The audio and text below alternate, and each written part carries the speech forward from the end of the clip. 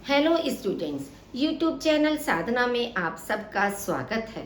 बच्चों, व्याकरण के अंतर्गत हमारा विषय चल रहा था संज्ञा। संज्ञा हम आपको स्पष्ट कर चुके हैं। फिर संज्ञा के 3 विकारक तत्व माने जाते हैं, लिंग, वचन और कारक, जिसके अंतर्गत लिंग हम पूर्ण रूप से आपको स्पष्ट कर चुके हैं, चाहे व्याख्या के माध्यम से हो या चाहे बहुविकल्पी प्रश्नों के माध्यम से हो। आज उसके दूसरे विकारक तत्व वचन के बारे में हम अध्ययन करने के लिए जा रहे हैं।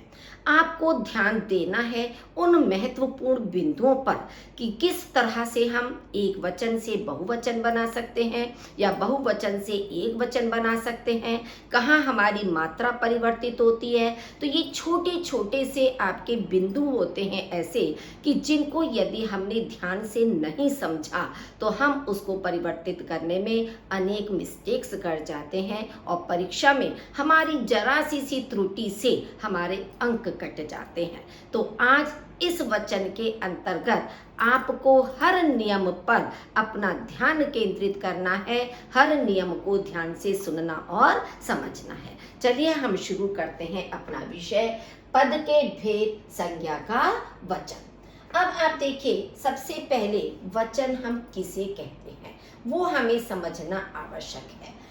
वचन संज्ञा के जिस रूप से वस्तु का एक होना अथवा दो या दो से अधिक होने का पता चलता है उसे वचन कहते हैं। यानी वचन का मतलब होता है संख्या।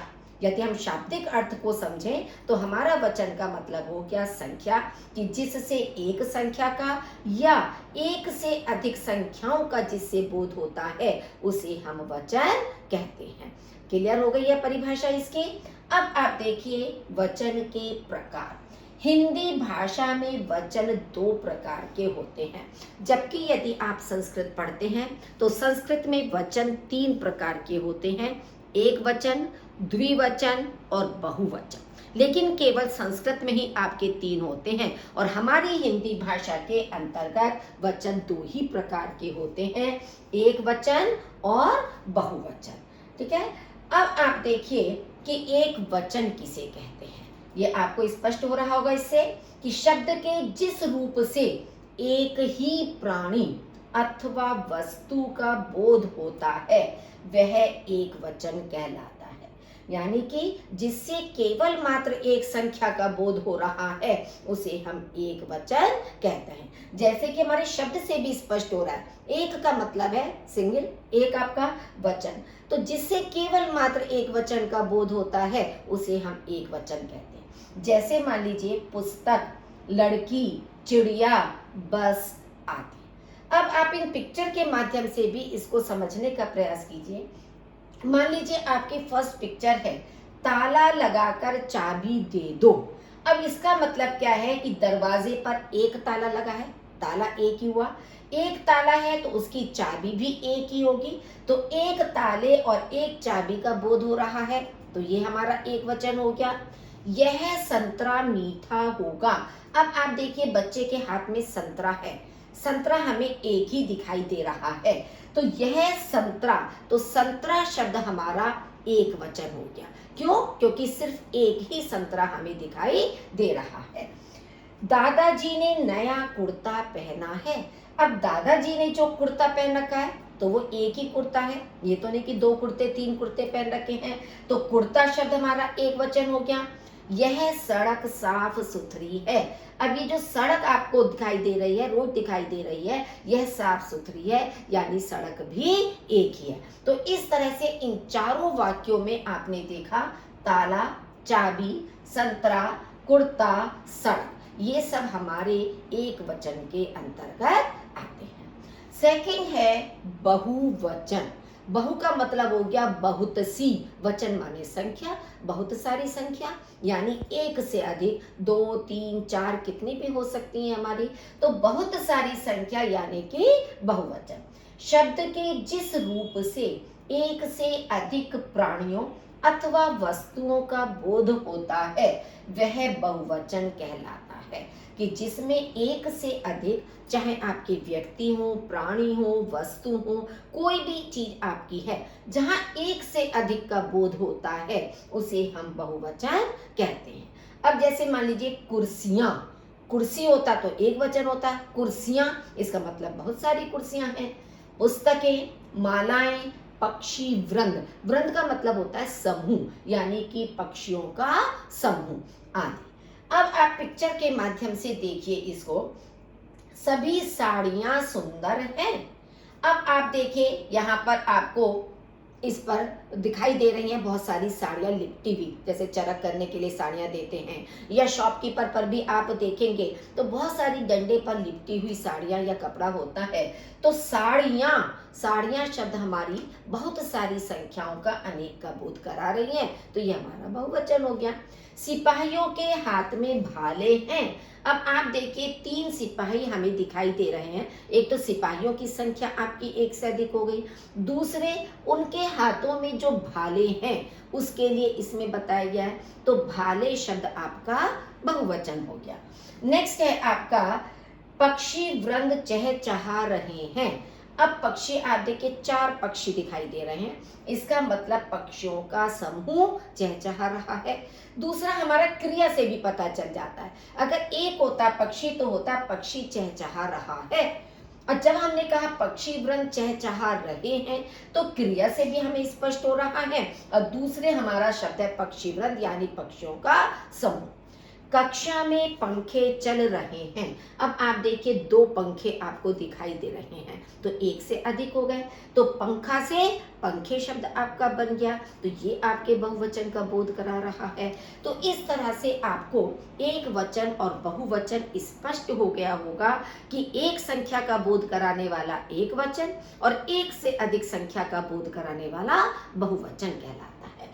अब हमें देखना है कि एक वचन से बहुवचन बनाने के नियम क्या हैं, क्योंकि कई बार हम उसमें कंफ्यूज हो जाते हैं कि इसका ये होना चाहिए या उसका वो होना चाहिए। तो यदि हमें नियमों की जानकारी होगी तो हमारी वह गलती कभी भी नहीं होगी।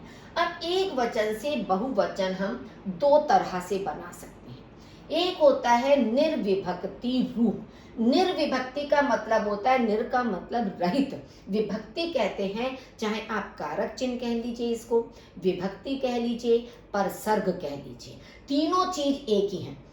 हमने सिर्फ सामने आपका कारक चिन्ह दिखा है, तो कारक चिन्ह को परसर्ग भी कहा जाता है, कारक चिन्ह को विभक्ति भी कहा जाता है। तो इसके बिना हमारा बहुवचन बनाना, कि जहां हम कारक विभक्ति का या परसर्ग का प्रयोग नहीं करते हैं, उससे रहित शब्दों का बहुवचन कैसे बनाया जाता है। दूसरा है सविभक्ति रूप। सा का मतलब होता है सहित, निर का मतलब रहित और सा का मतलब सहित, यानी कि कारक चिन्ह के साथ या परसर्ग और विभक्ति के साथ। तो ये 2 रूप है हमारे एक वचन से बहुवचन बनाने के। सबसे पहले हम निर्विभक्ति रूप से बहुवचनों का निर्माण करेंगे। इसमें फर्स्ट नियम हमारा कहता है कि आकारांत पुल्लिंग संज्ञाओं में आ के स्थान पर ए लगाकर बहुवचन बनाते हैं। आकारांत यानी कि जिसके अंत में आ की मात्रा हो। अब आप शब्द से समझने की कोशिश कीजिए, घड़ा।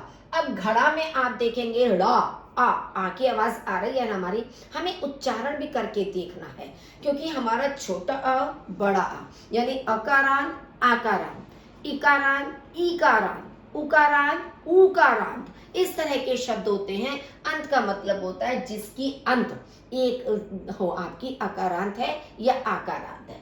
अब यहाँ आपका लिखा है आकारांत यानी कि आ। अब घड़ा में आ की मात्रा है, तो आ को हमने हटाकर वहां पर क्या लगाना है, ए लगाना है। तो आ की मात्रा को हटाकर हमने ड़ा पर ए की मात्रा लगा दी, तो हमारा बन गया घड़े। इसी तरह से बच्चा, आ की मात्रा हटाकर बच्चे बन गया। अच्छा, आ की मात्रा हटाकर अच्छे बन गया। सस्ता में आ की मात्रा हटाकर सस्ते बन गया। छाता में आ की मात्रा हटाकर छाते बन गया। नारा, आ हटाकर ए करके नारे बन गया। हमारा में आ की मात्रा से हमारे बन गया, और पहिया में भी आ की मात्रा हटाकर यहाँ पर ए की मात्रा। तो ये फर्स्ट नियम आपको याद रखना है कि आकारांत पुल्लिंग, पुल्लिंग शब्द भी साथ में ध्यान में रखना है, स्त्रीलिंग नहीं कहा गया है, पुल्लिंग। ये जितने शब्द आपके दिए हैं, घड़ा, बच्चा, अच्छा, सस्ता, छाता, नारा, हमारा, पहिया, ये सब आपके पुल्लिंग शब्द हैं। तो इन पुल्लिंग शब्दों में एक ही मात्रा लगाकर आपका बहुवचन बन गया। लेकिन अब आपको विशेष ध्यान क्या देना है, रिश्ते नाते वाले आकारांत शब्दों का बहुवचन नहीं बनता। जितने भी हमारे रिलेटिव्स हैं, जो रिश्ते होते हैं, उनमें कभी बहुवचन नहीं बनेगा। जैसे मान लीजिए पिता, दादा, चाचा, मामा, नाना आदि। अब ये हमारे सारे रिश्ते हैं, तो क्या पिता का पिते थोड़ी कर दोगे, दादा का दादे तो हम नहीं करेंगे ना, चाचा का चाचे नहीं होगा, मामा का मामे नहीं होगा, नाना का नाने नहीं होगा। तो इसका मतलब आकारांत होने के बावजूद भी इनका बहुवचन नहीं बनेगा। तो ये चीज आपको याद रखनी है कि रिश्ते नातों में आकारांत जो शब्द हैं वो आपके एज इट इज ही रहेंगे, उनमें कोई परिवर्तन नहीं होगा। सेकंड नियम देखिए क्या है, अ, ई, उ से अंत होने वाले पुल्लिंग शब्दों का बहुवचन रूप उनके एक वचन रूप के समान ही रहता है। जैसे अब मान लीजिए केवल हमने आ अलग कर दिया, बाकी आपकी वर्णमाला के जितने स्वर हैं वो एज इट इज आ रहे हैं, और आ हमने हटा दिया ऊपर, ई उ, ये ऐसे ही है। तो इनसे जो अंत हो रहा है जिस शब्द का, उसमें कोई परिवर्तन नहीं होगा, वो अपना उसी रूप में रहेगा। मान लीजिए पेड़ है, पेड़ में आप देखिए ड़ में अ है, क्योंकि कोई भी वर्ण अपने में पूरा नहीं होता है, आधा होता है व्यंजन, जब स्वर मिलता है तब वो हमारा पूरा होता है। तो यानी ड़ में हमारा अ है, कवि में छोटी ई है, हाथी में बड़ी ई है, साधु में छोटा ऊ है, और भालू में बड़ा ऊ है। इन सबसे अंत होने वाले ये जो शब्द हैं, इनका बहुवचन नहीं बनेगा, ये अपने इसी रूप में रहेंगे। एग्जाम्पल देखिए, मान लीजिए यह पेड़ हरा भरा है। अब आपने पेड़ यहाँ पर देखा, ये एक वचन में है पेड़।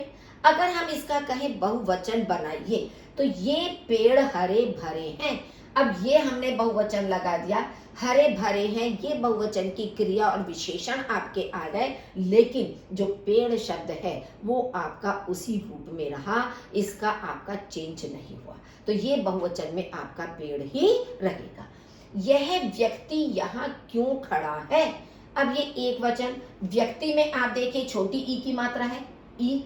अब ये व्यक्ति यहाँ क्यों खड़े हैं, तो व्यक्ति हमारा उसी रूप में प्रयुक्त हुआ, जबकि हमने ये सर्वनाम शब्द भी बहुवचन कर दिया, खड़े हैं ये भी हमने क्रिया बहुवचन में कर दी, लेकिन इकारांत हमारा व्यक्ति शब्द उसी रूप में रहा जिस रूप में वो एक वचन में था। हाथी नदी में नहा रहा है, अब आप देखिए ईकारांत हो गया। अब हाथी नदी में नहा रहे हैं, तो हाथी भी हमारा उसी रूप में रहा, जबकि वाक्य हमारा बहुवचन में प्रयुक्त हो गया।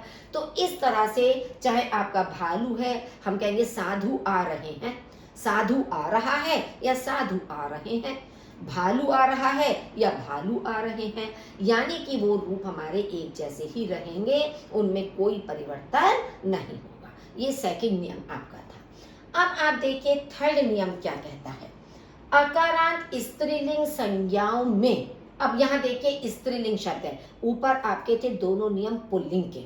अकारांत स्त्रीलिंग संज्ञाओं में अ के स्थान पर ए लगाकर तथा आकारांत स्त्रीलिंग संज्ञाओं में आ के बाद ए जोड़कर बहुवचन बनाते हैं।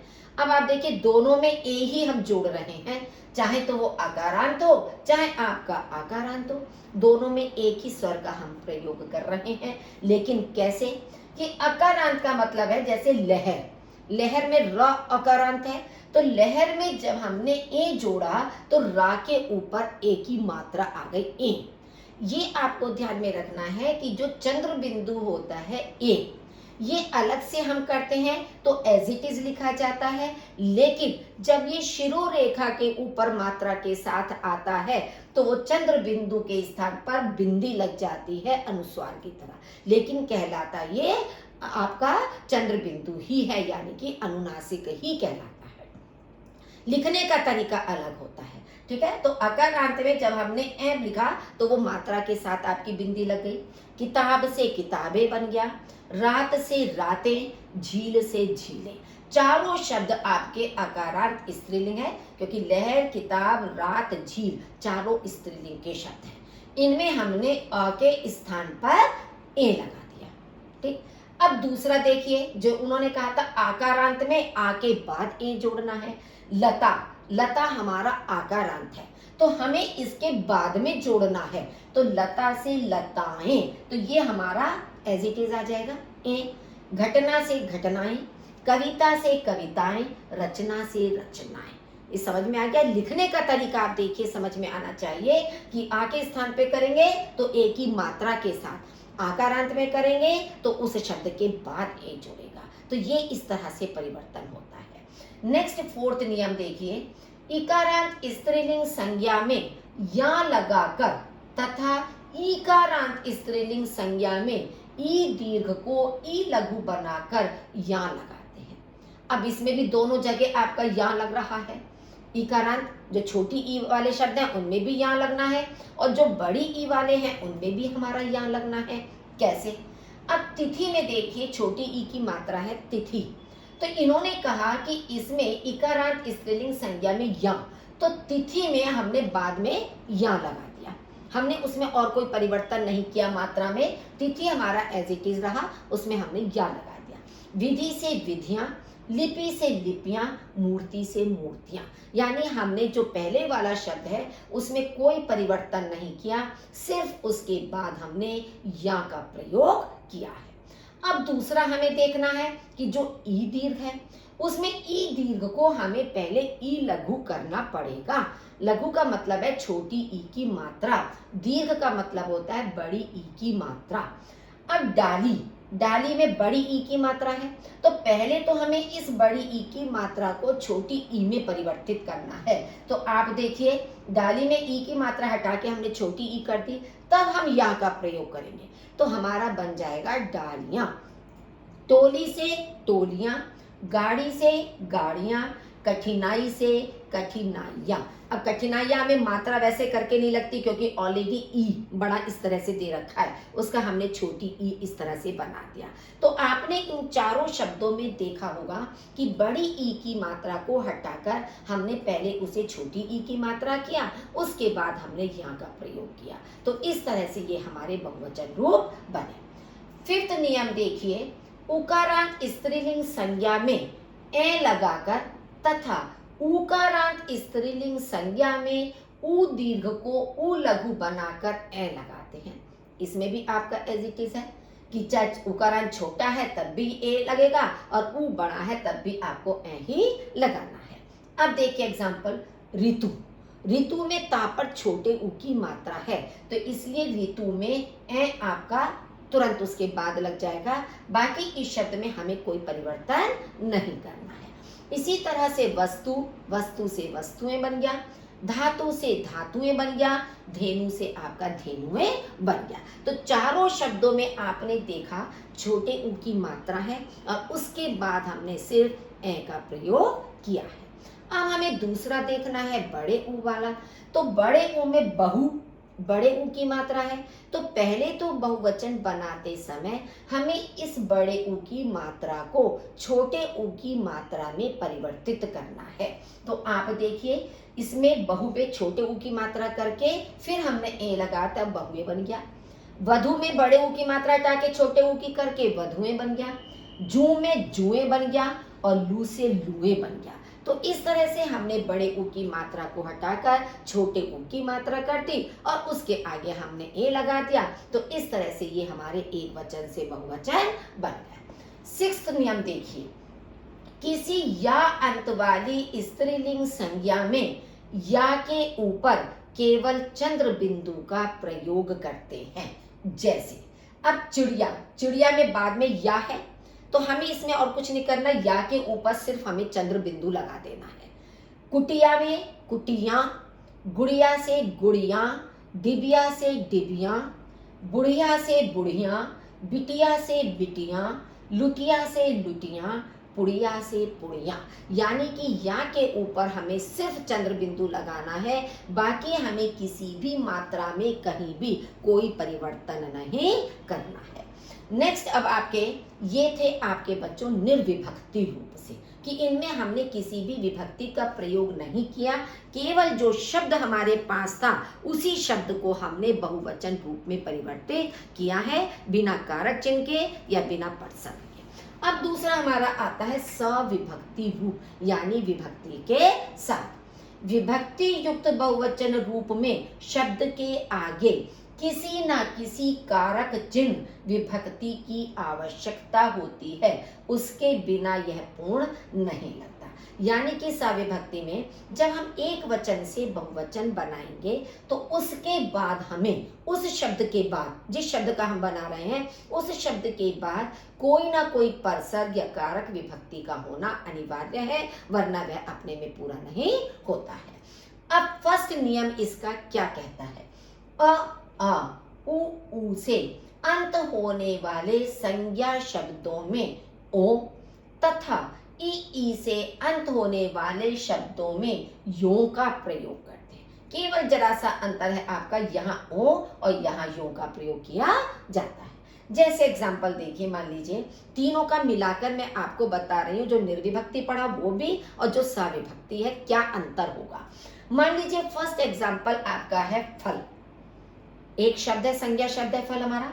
अब इसका निर्विभक्ति रूप फल ही रहेगा, ठीक है। फले शब्द तो हम नहीं करेंगे, फले बनता नहीं है, तो फल का हमारा फल ही रहेगा। आप कहते हो ना कि फल ले आओ, तो फल ले आओ का मतलब हम एक फल तो नहीं कह रहे हैं, इसका मतलब बहुत सारे फल हैं, हमारा फल ही रहेगा। लेकिन जब हम सविभक्ति रूप करते हैं तो फलों के, फलों से, हम कहते हैं ना कि फलों के नाम बताओ, यानी कि बहुत सारे फलों के नाम बताओ। फलों से जूस निकालो, तो फलों से, तो ये जो के और से है ये हमारा कारक या विभक्ति चिन्ह है। चाहे हमारा संबंध कारक का हो, चाहे हमारे करण कारक का हो, चाहे अपदान का हो, कोई सा भी कारक हो, कर्म कारक हो, संबंध हो, अपदान हो, कोई भी कारक चिन्ह हमारा उसके बाद होना चाहिए, तब हम फलों कर सकते हैं। क्योंकि फल का हमारा फले बनेगा नहीं, अब फलों करेंगे तो उसके बाद हमें कोई कारक चिन्ह लगाना पड़ेगा, तो ये हमारा सविभक्ति रूप हुआ। लड़का, अब लड़का का लड़के बन जाएगा निर्विभक्ति में, बिना विभक्ति के। अब यहाँ लड़कों ने, लड़कों को, दोनों हम बना सकते हैं, चाहे ने लगाएं चाहे को लगाएं, कोई भी विभक्ति चिन्ह लगाई जा सकती है। लड़कों का लगाया जा सकता है, लड़कों के द्वारा लिखा जा सकता है। साधु, साधु आपका वही रहता है बहुवचन, कोई परिवर्तन नहीं होता इसमें साधु में।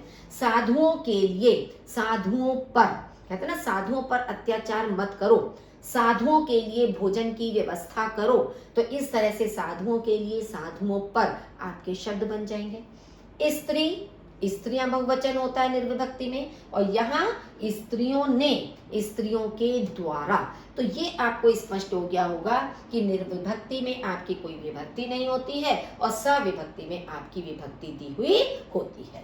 अब आप देखिए सेकंड नियम इसका क्या है। जो संज्ञा आकारांत पुल्लिंग एक वचन होती है, यानी कि आकारांत पुल्लिंग एक वचन होती है, यदि वाक्य में उनके साथ कोई कारक चिन्ह आता है तो ऐसी संज्ञाओं में एक वचन के साथ भी ए का प्रयोग करते हैं। ठीक है, कि यहाँ पर आकारांत पुल्लिंग शब्द है, एक वचन है मान लीजिए, लेकिन यदि वाक्य में उसके साथ कोई कारक चिन्ह आ रहा है तो एक वचन के साथ ए का प्रयोग करते हैं। जैसे कोयला, अब कोयला आपका पुल्लिंग शब्द है, स्त्रीलिंग तो है नहीं, ठीक है। हम कहते हैं ना कोयला काला होता है, यानी कि कोयला हमारा पुल्लिंग शब्द है। अब कोयले की खान, अब इसके साथ जब हमने की विभक्ति का प्रयोग कर रहे हैं, कारक चिन्ह लेकर आ रहे हैं, तो ये ए की मात्रा लग जाएगी, जैसा कि हमने ऊपर कहा था एक वचन के साथ भी ए का प्रयोग होता है, तो हमारा बन जाएगा कोयले की खान। लोहा, लोहे की छड़, अब लोहा आपका पुल्लिंग है, लोहे की छड़ बन गया क्योंकि की परसग हमारे साथ में आ रहा है।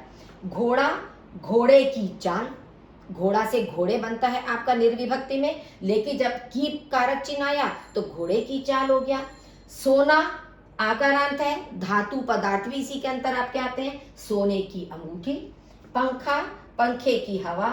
रास्ता, रास्ते में भीड़। तो आपने देखा ये सारे आकारांत पुल्लिंग हैं, लेकिन जब इनके साथ कोई विभक्ति चिन्ह आ गया तो वह एक वचन में आपका ए लग जाता है संज्ञाओं में। स्पष्ट हो गया नियम। मान लीजिए आप इसके कुछ विशेष नियम हैं, इसके 2 ही नियम थे आपके साविभक्ति में। अब इसके अलावा कुछ विशेष नियम होते हैं कि जिनमें हमें पुल्लिंग स्त्रीलिंग पर विशेष परिवर्तन करने की जरूरत नहीं होती है। फर्स्ट है, कुछ संज्ञाओं का प्रयोग हमेशा बहुवचन में होता है। अब ये जो हमने हमेशा शब्द लिखा है, ये हमेशा के स्थान पर कई बार नित्य शब्द भी लिखा होता है या सदा शब्द भी लिखा होता है, सदैव भी होता है। सबका मतलब एक ही होता है, लेकिन बस शब्द अलग अलग हो सकते हैं। उसको देखकर आपको ये कंफ्यूज नहीं होना है कि मैम ने तो हमें हमेशा शब्द पढ़ाया था, यहाँ नित्य क्यों लिखा है, यहाँ सदैव क्यों लिखा है। सबका एक ही अर्थ होता है। जैसे बाल, दर्शन, प्राण, आंसू, हस्ताक्षर, समाचार, दाम, होश, होठ, अक्षर, नेत्र, कान, रोंगटे आदि। ये सारे शब्द हमेशा बहुवचन में प्रयुक्त होते हैं। मान लीजिए हमने 4 एग्जाम्पल आपको दिए, उसके अलावा हम बताते हैं। बाल का आपको दे दिया, राहुल के बाल घने हैं। अब बाल तो एक सिंगल भी हो सकता है, लेकिन इसका प्रयोग हमेशा बहुवचन में होता है क्योंकि बाल हमारे सिर पर बहुत सारे होते हैं। तो राहुल के बाल घने हैं। दर्शन, तुम्हारे दर्शन दुर्लभ है, तो दर्शन हमारे बहुवचन में आ जाता है इस तरह से। प्राण, उसके प्राण निकल गए, ठीक है, या यह समाचार सुनकर मेरे तो प्राण ही निकल गए, तो प्राण हमारा बहुवचन हो गया। आंसू, आंसू हमारे बहुवचन में आते हैं क्योंकि एक आंसू तो होता नहीं, या फिर दोनों आंखों से निकलते हैं आंसू। ये तो है नहीं कि एक आंख से आंसू निकलेगा दूसरे से नहीं निकलेगा, तो आंसू हमारे निकलते हैं, वो बहुवचन हो गए। हस्ताक्षर, मैंने चेक पर हस्ताक्षर कर दिए, हस्ताक्षर बहुवचन होता है। समाचार, मैंने समाचार सुन लिए। अब दाम, दाम भी कोई एक पैसा तो होता नहीं, दाम भी बहुवचन में होता है भाई, रुपए में, पैसों में होता है आपका। होश है, होठ, अब होठ आप देखिए एक नहीं होता, 2 होठ होते हैं, तो वो बहुवचन हो जाएगा। अक्षत कहते हैं चावल को, जो पूजा वगैरह में काम आता है, तिलक लगाने के हैं, ईश्वर को चढ़ाने के हैं, या खाने के काम में भी आता है, तो अक्षत कहते हैं चावल को। तो एक चावल से तो काम नहीं होता है ना, चावल कई सारे होते हैं कि अक्षत ले आओ, चावल ले आओ तिलक के लिए। नेत्र, नेत्र एक नहीं होता है, नेत्र हमारे 2 होते हैं।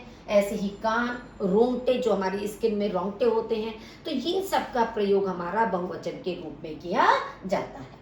सेकंड विशेष नियम है, कुछ संज्ञाओं का प्रयोग हमेशा एक वचन में होता है। जैसे जनता, प्रजा, भीड़, पुलिस, संसद, संगठन, समिति, काफिला, झुरमुट, पुंज, वर्षा, आकाश, पानी, सेना।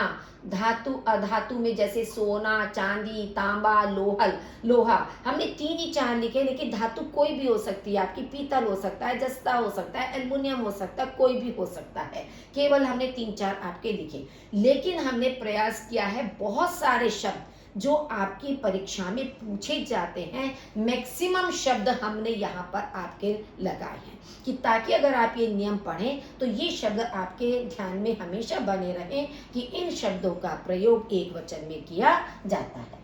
जैसे एग्जाम्पल मान लीजिए, प्रजा जय जयकार करने लगी। अब आप देखिए, प्रजा, प्रजा में एक व्यक्ति तो है नहीं, प्रजा में कई सारे व्यक्ति हैं, लेकिन प्रयोग हमने एक वचन के रूप में किया। भोर का आकाश स्वच्छ होता है। अब आकाश शब्द आपका एक वचन के रूप में प्रयुक्त हुआ है। मेरा परिवार ही मेरा जीवन है, परिवार एक वचन के रूप में प्रयुक्त हुआ है। नल खुला रहने से सारा पानी बह गया, पानी एक वचन के रूप में प्रयुक्त हुआ है। तो ये जितने भी शब्द हैं आपको अपने ध्यान में रखने हैं कि इन शब्दों का प्रयोग एक वचन के रूप में किया जाता है। थर्ड नियम देखिए, कुछ संज्ञा शब्द जो बहुवचन में होते हैं परंतु उनके साथ गण, वृंद, लोग, जन, वर्ग आदि शब्द लगाकर उनका प्रयोग एक वचन के रूप में होता है।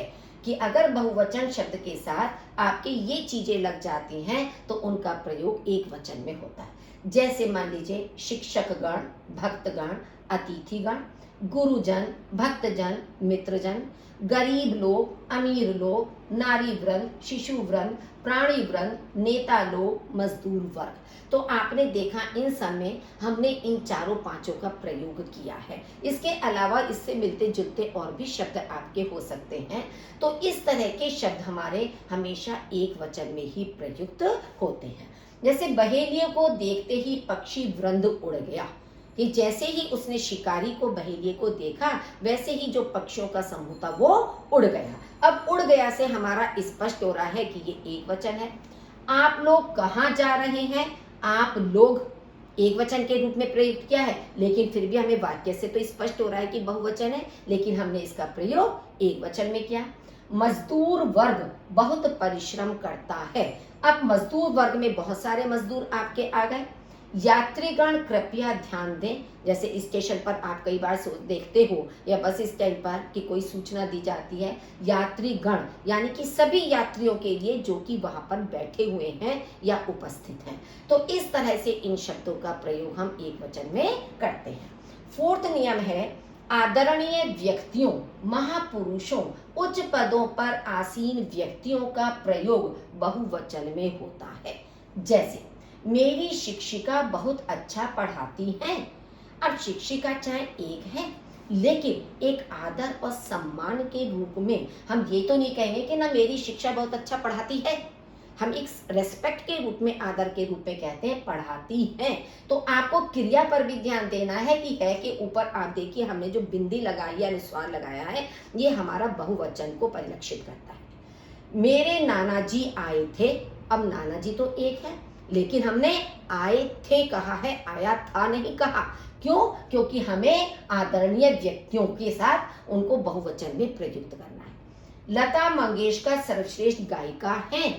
भगत सिंह फांसी पर चढ़ गए। तो इन सब में आपने देखा होगा कि महान व्यक्ति या महापुरुषों का प्रयोग किया है। हमने सम्मान और आदर में उन्हें बहुवचन के रूप में प्रयुक्त किया है। व्यक्तिवाचक तथा भाववाचक संज्ञाओं का प्रयोग सदा एक वचन में ही होता है। जैसे ताजमहल की सुंदरता देखते ही बनती है। अब सुंदरता शब्द आपका भाववाचक संज्ञा है, एक वचन के रूप में प्रयोग किया। गन्ने में बहुत मिठास है, मिठास भाववाचक है, एक वचन के रूप में प्रयोग किया। बच्चों को देख मुझे अपना बचपन याद आ गया, बचपन भाववाचक संज्ञा है, एक वचन के रूप में प्रयोग किया। सुनीता नाच रही है, सुनीता व्यक्तिवाचक संज्ञा है, इसका भी एक वचन में है। तो इस तरह से व्यक्तिवाचक और भाववाचक संज्ञा हमेशा एक वचन में ही प्रयुक्त होती है। 6 है, प्रत्येक, हर एक तथा अनेक शब्दों का प्रयोग सदा एक वचन में ही किया जाता है। जैसे इस प्रतियोगिता में प्रत्येक प्रतिभागी 3 मिनट में अपने विचार प्रस्तुत करेगा।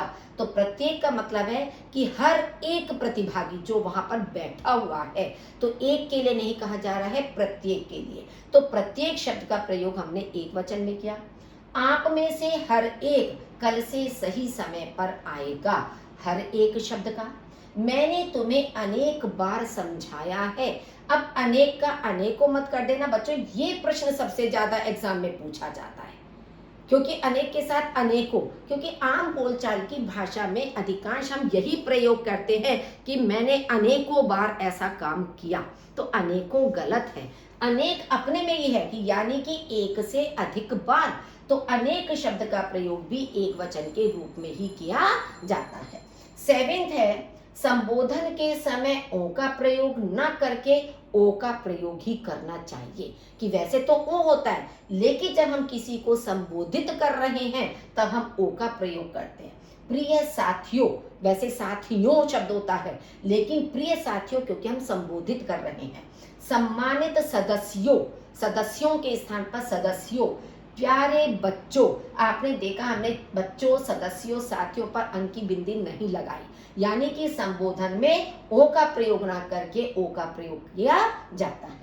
लास्ट है आपका है का प्रयोग एक वचन में, तथा हैं का प्रयोग बहुवचन में होता है, जैसा कि कई वाक्यों में आप देख चुके हैं।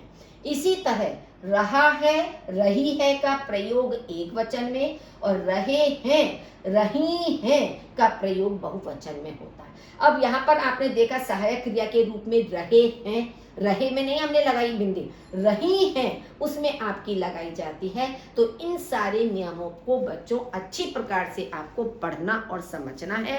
अगर आपने सारे शब्दों को, सारे नियमों को अपने ध्यान में अच्छी तरह से बसा लिया तो आप कोई भी शब्द अपनी परीक्षा में गलत नहीं कर सकते हैं। अब इससे नेक्स्ट क्लास आपकी होगी वचन के बहुविकल्पी प्रश्नों का, आप उसको देखना ना भूलें। और यदि अभी तक आपने मेरा चैनल सब्सक्राइब नहीं किया है तो उसे जल्दी से सब्सक्राइब कर दीजिए, अपने अन्य साथियों के साथ उसको शेयर कीजिए और लाइक जरूर उसको कर दीजिए। इसमें कंजूसी मत कीजिए। सुनने के लिए आपका बहुत बहुत धन्यवाद।